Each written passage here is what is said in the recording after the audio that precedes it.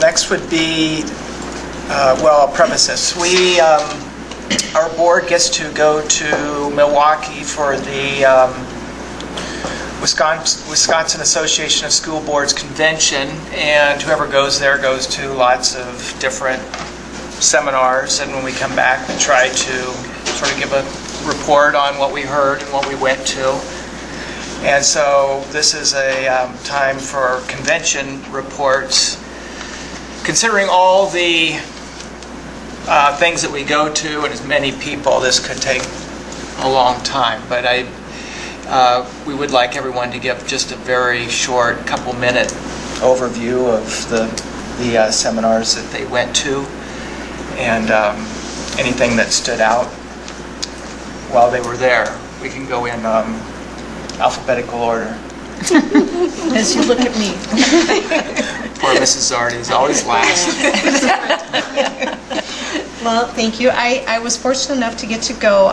First off, I arrived on Wednesday and was able to go. Of course, I was the delegate to the assembly that was held, and I can give you a real short report on that because I didn't write it up, because essentially the Wisconsin Association of School Boards, we had our resolutions that went before the entire group, and all of the resolutions that I had information on that we were voting on. We as a group were voting yes on all of the resolutions except for one, and that was the one regarding the safety belts on school buses. We were voting no.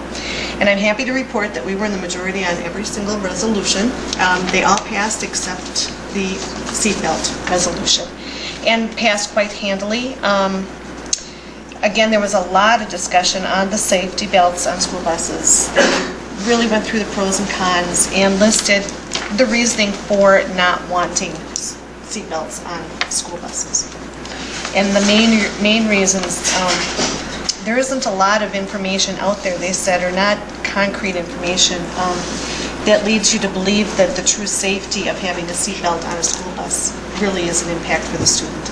The major safety point on a bus is having the high seat. That seems to be a better safety issue for the students, and so of course all new buses have that.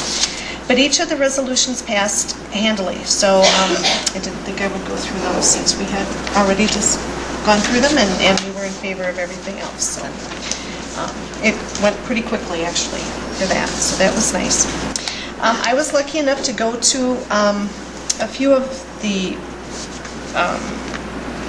different general sessions that were available.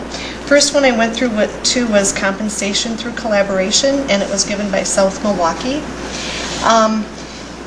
I know we're in the middle. I'm not on the group that's doing the new compensation plans that we're working on, but this was a little bit of a variety, I think, from what we're looking at. They are structuring theirs based on the CESA 6 model, and I won't go into a lot of detail on that, but that's available out there on the web. You can look that up, and it's very much similar to our old model of lanes and both part steps, yes. So, but one of the things they did mention, which I thought I know was a struggle they had. They have a lot of good information out on the South Milwaukee website on how they collaborated to come up with their program. They're in their first year of implementation, and this is what they're calling their first ghost year. So they're kind of grandfathering people through the system, and that's what they looked at. And I think that's what we want to look at too, is I know you were mentioning how you change to a new model. So that was what they're calling it, and they have information out there about it. So it would be a good one for us to just review and look at. They felt they were having good feedback by all of the staff. So it's something we may want to look at better. The next one I went to was the power of data using analytics operationally, and this was an interesting. This looked at similar to what we do in-house by utilizing our data and looking at student achievement data, and very similar to what we're doing. But they also have information out there from Forecast Analytics and Forecast 5 Analytics, and it's a group that's out there that does have a plan, and of course you can purchase it. But they do have information all the way from student information, which I think we have anyway, and which DPI has. They utilize DPI's website and get that information out of there and provide it to a district in a different format, but it's something we, I think, do anyway. But part of what they also do is they look at, they compare your district with other districts and how much you spend per pupil, all of the different aspects of the financial side of it. So it does have that operational financial component to it too. So it is something to look at. So that was an interesting perspective. But it seems like we do a lot of the same things that they already talked about. So, but it's good to know that that is available out there if it's something we'd want to pursue more. I also went to a seminar on the healthcare reform update. It was actually given by L. Yeager from the same group that we have coming to us every month about for our insurance group. And so the information was very current that we're getting, and so that was good to know. And nothing much new. Everything changes with the healthcare reform every couple of weeks. So that was the same. Then I also went to one on understanding state equalization aid. I never seem to have enough information or understanding of that. So that was just more of a background information. It was good though. But one thing I do have available if anyone is interested, I did pick up just a one sheet on that they had handed out. Here. And I can make a copy for everybody if they would like that too. It was just a basic description of how equalization aid is computed. So it might be something. I'm sure Mr. Garter dreams this stuff, but it may be nice for us who don't do it. So that was good. And then I also went to the impact of vouchers on public schools, which was a very interesting discussion.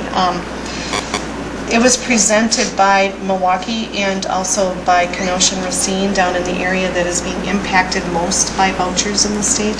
So it was their perspective from a large city, working through the management of the voucher systems within the districts, but then also how that impact is going to be happening out in the rest of the state possibly. So there was a lot of just simple discussion on what was going on. So it was interesting to be involved in that and hear perspectives from both large districts and small and how they're looking at managing that in the future. So, and then I also went to the one that Mrs. Zardy went to on the financial challenges that one district had, a successful story, the Edgerton district, and Mrs. Zardy has that written up in her thing here, which was very good. And that was interesting to hear. But again, it was a lot of the same things we have done all through the last 5 to 6 years. So they went through the same process as we have done. So good. But I would say the most interesting one, if you ever get a chance, go look at the South Milwaukee website. That's their school district and how they've come up with their compensation plan. It's a new, different version. So that was it for me. Okay, thank you. Let's see, Mullen, Sherwood. Here now. Okay. I am on finance and I'm on the insurance committee, so I felt obligated to get in as much sort of related to healthcare changes.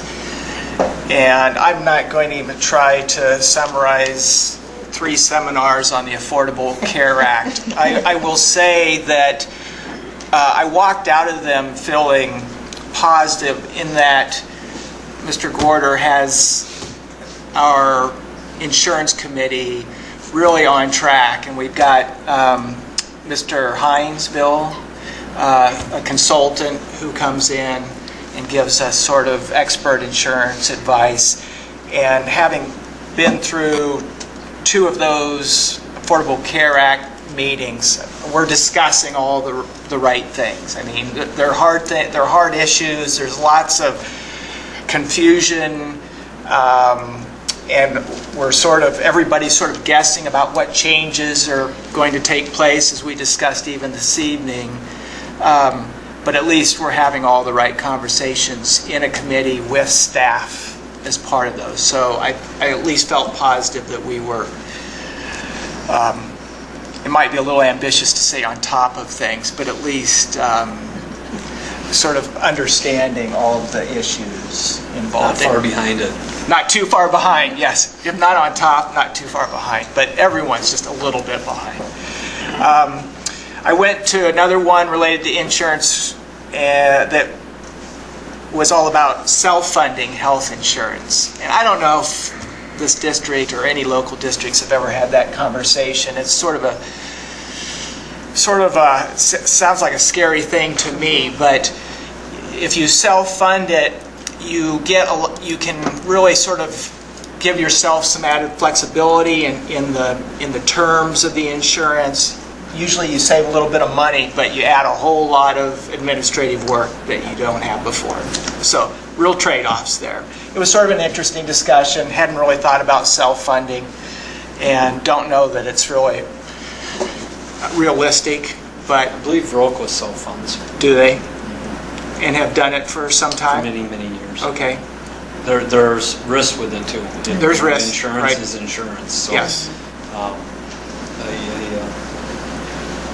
I have heard some horror stories too with self-funding your insurance, and that's kind of, I think, what steers most of us away from pursuing that any farther. But then again, the world of healthcare is changing, so that conversation might come back around Change. again. Yeah. So yeah, it was almost more important just in terms of thinking about all of those issues rather than really walking out thinking, oh, we should really do that. I don't think most people walked out of there feeling like, oh, we're definitely going to start that. It sounds like a dangerous proposition, but there are districts, like Greg said, that are doing it and have done it for some time. I went to one on trying to deal with truancy and expulsion, and this was all about a collaborative approach to dealing with that. And so in one school district, they really, when I say collaborative, they had like the municipal judge, the local AODA person, the local resource officer, and then the district administrators, all really trying to work very collaboratively to deal with that demographic that was likely to be caught up in truancy and expulsion, to try to bring down their numbers with some success. And I think to some degree we're already doing many of those things. The last thing I'll talk about, which was the least relevant to the school district and the most interesting thing I went to, was they had an administrator who spent a year in China, and he got to go over there as a consultant. He's a high school principal, I believe, and he got on with some foundation to go to China as a consultant. He spent a year there, and he would go to all the different schools. And it was a slideshow. And so he had lots of great pictures of the schools in China. What was really interesting was then he just sort of gave a profile of typical primary, middle school, high schools in China. And the contrast is we've heard about many of these things, but to have him just say it in black and white, it was really quite shocking. Primary classes, typical average class size, 70 kids, one teacher. 70 kids, one teacher. I said, and the kids, they just sit there and listen? Yes, the kids just sit there and listen. And the teacher lectures. Middle school class size around 60 average, high school again around 60. No special education. There are no special education students. They have no programs and do not accommodate special ed. And so the question was, where are those students? And they just don't, either they're in the back of the class not getting anything, or they're not in school at all. One of the real contrasts to our system, of course. No extracurriculars really to speak of, very limited art and music opportunities. For primary middle school, typical schedule, Monday through Friday, 7:30 to 5 p.m.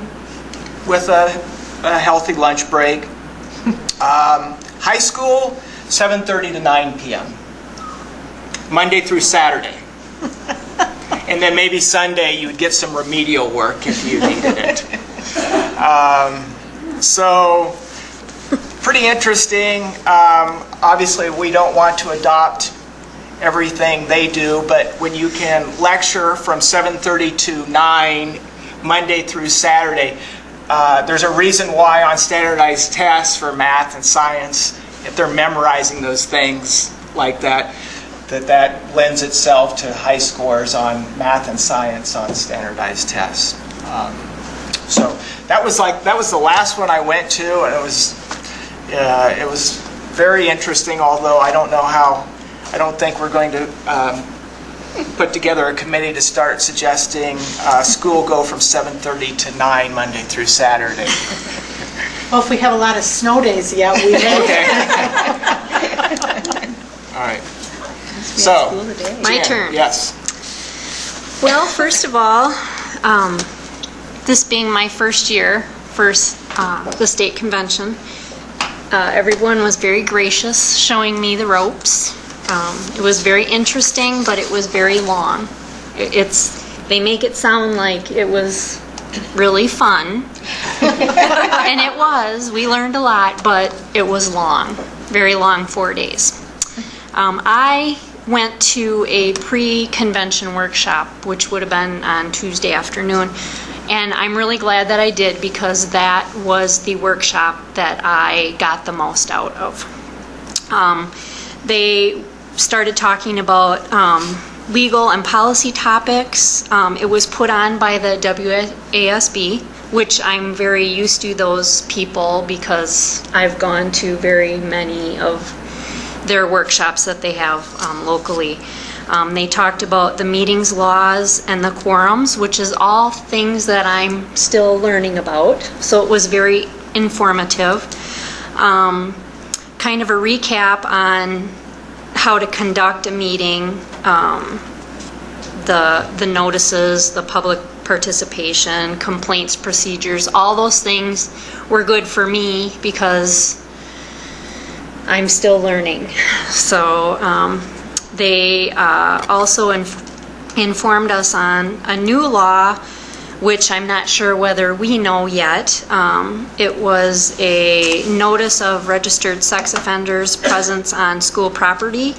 The district administrators must be notified for a specific date and time, which I'm sure that we do because that's already been in place, but this was just a little bit upgraded, I think.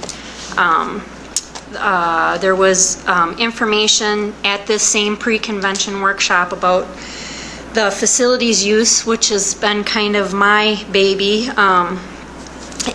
It talked about the temporary use of school property for non-for-profit organizations, and this was kind of an issue with me working with the Remembering Teresa organization.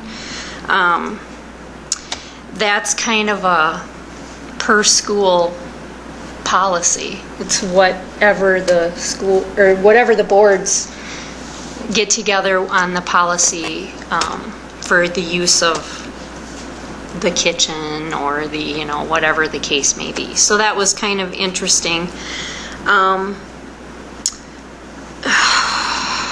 Let's see. They had, in that same pre-convention workshop, they had a huge section on referendums, which was very informative because we were going to be going through that. So that was, and we're, again, everything that I've gone over in what I learned is basically what we're already practicing. So it was good to know that we were already basically doing it. I went to also a finances, facilities, and student achievement, and that was presented by the part of it was Mount Horeb School District.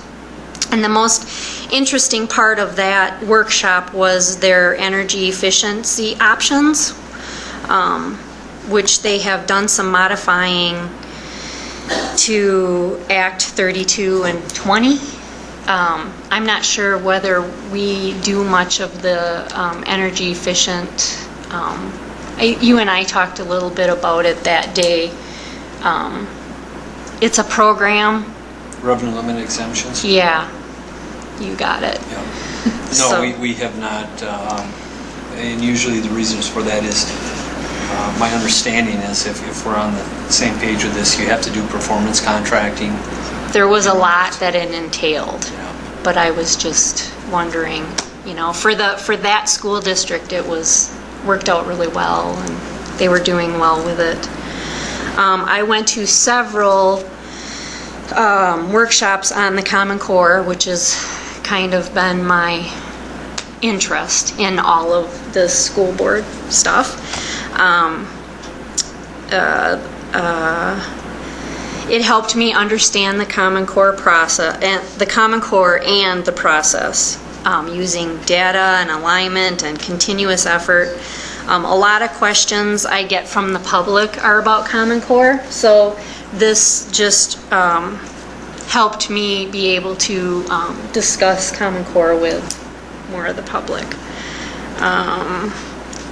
One thing that made sense to me talking about Common Core was how the students who move from one school to another, it's easier for them to move from one school to another because what we're teaching them, they're learning in another school basically the same level. Let's see what else. Oh, there was a whole page of myths and ways that you could discuss with the public about their misconceptions on Common Core. So it was very informative. They also, with that, I really understood the importance of the data, and it was nice to see that since I had gone to the data dig that we had done in, is that May? No, that would have been in August, that our administrators and teachers all get together. That data doesn't just sit there. Everybody collaborates. I was very impressed with our district. The teachers knew the kids that they were talking about. They could collaborate with each other and pick one kid out. This would really work for them, or that would really work for them. So the data is important. I also went to another one. I cannot go through every one. None of us can. When you're going to one an hour every day, you just can't. I did go to one about the school board's role in improving student achievement and success. That was very interesting. Talked about developing policies, making people accountable, setting visions. There was a very good phrase that I heard in that workshop, and it had said that a school board focusing on problems only will go nowhere. We need to tackle the problems and move to the next. And that was, to me, that stuck in my mind. That was a good phrase. So, one other thing, I just have to say that during a keynote speaker, there were several speakers during the week. We were all sitting together listening, and one of the speakers had commented on education, and he was getting very excited and telling stories, and I looked over, and our administrator was in full tears. And it just made me realize that we have someone who cares about the school district. So it was moving for me as it was for you, only in different ways. So thank you, Cindy, for being here. And I'm done. Well, the keynote speakers are always inspirational. They really are. They tend to cause me to Yeah, all of tear us, up. I think, Yeah. yeah, can back that way. I'm just going to hit on 3 of the sessions that I went to because they're the ones that I'm going to try to do something with now that I'm back in the district or now that we're back. So one of them, personalized learning, e-powered by collaboration. DPI has joined efforts with the Wisconsin eSchool Network and Wisconsin Virtual School. There's a collaborative group then that's offering lots of different digital opportunities for schools to utilize. So until we have our full schedule of online courses available for students, I think it's important that we reach out to families that are utilizing virtual schools and see if there's not a way that we can pull them in and use some of these resources to keep them in our district. So I've actually already asked Sheila, my administrative assistant, to get the names of the families of kids who are doing virtual school and starting to reach out to them to see if we can't develop a plan, probably working closely with David. And again, we have that Transforming Schools Committee that's going to start meeting this month, and this may be a real good resource for them as well. I attended a couple of sessions on referendums, and I was ready after those sessions to, let's just get back to Toma, I've got work to do. So they were very helpful in providing me with a framework for the steps that we need to go through as we're preparing our community for a referendum. So those were very helpful.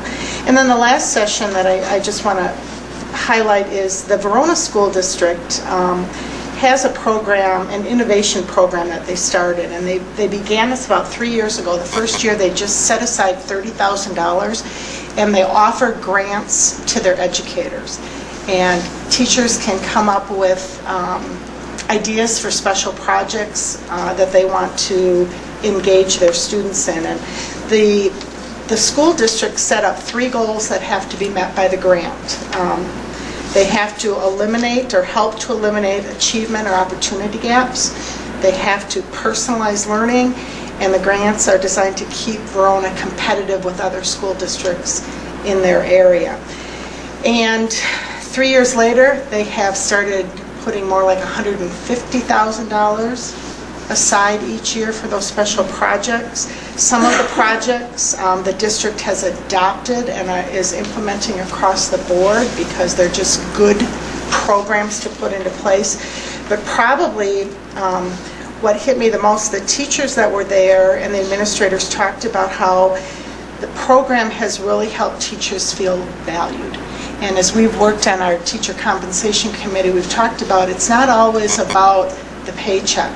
We have to create opportunities for our staff members to feel like their ideas are valued and that there are avenues for them to be creative and feel like their ideas can reach fruition. And so this program is very minimal. I mean, they don't have a lot of requirements because they're trying to cut through bureaucracy and give teachers, here's a simple form, share with us your idea and see where you can take it. And so I'm planning on sharing that with our teacher compensation committee because that might be an avenue for, again, building motivation and desire from our teaching staff to be trying new things as well.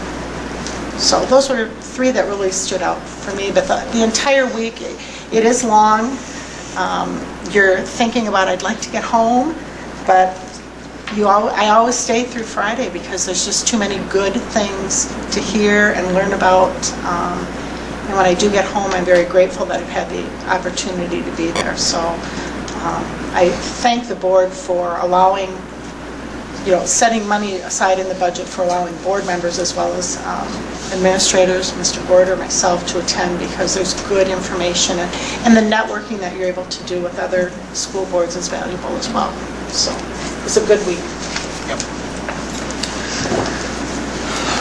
All right, thanks everyone. I know, Brian, you had hoped to get there and life sort of got in the way. Yeah, unfortunately. There's always Next year. Make sure to cry, I guess, during the keynotes if you want special recognition. Well, I couldn't believe it when I looked over and she was so emotional, and I'm like, that tells you the story right there. She's passionate about education. I care too. I'm sorry. You didn't cry. Yes. But those keynotes are very, very moving. Yeah. Okay.